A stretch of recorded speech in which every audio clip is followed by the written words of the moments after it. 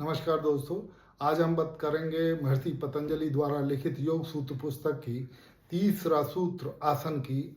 आसन का मतलब होता है स्थिरता के साथ बैठना। ये संस्कृत का शब्द है।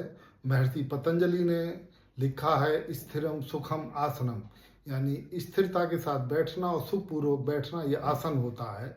माना ये जाता है, योगी ये मानते हैं, जो विशेषज्ञ हैं ये वो मानते हैं कि लगभग 40 मिनट, कम से कम 40 मिनट एक अवस्था में बैठा जाए या 40 मिनट से ज़्यादा अवस्था में बैठा जाए एक ही अवस्था में, एक ही आसन में, तो ध्यान की अनुभूतियाँ प्रारंभ होती हैं, ध्यान की झलकियाँ आने लगती हैं।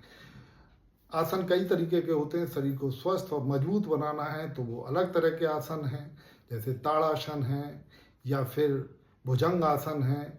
ये रीढ़ की हड्डी को लचीला रखता है, शरीर को स्वस्थ रखता है, मजबूत बनाता है।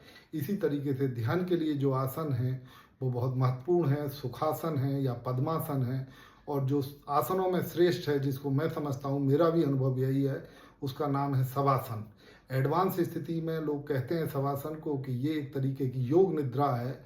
योग निद्रा इस तरह की एक निद्रा होती है जिसमें शरीर पूरी तरीके से आरामदायक स्थिति में आता है, मन पूरी तरीके से शांत हो जाता है, मस्तिष्क की जो न्यूरॉन की कैपेसिटी है वो अल्फा स्थिति में आ जाती है और आपको काफ़ी आराम मिलता है, ध्यान की ओर प्रेरित होते हैं।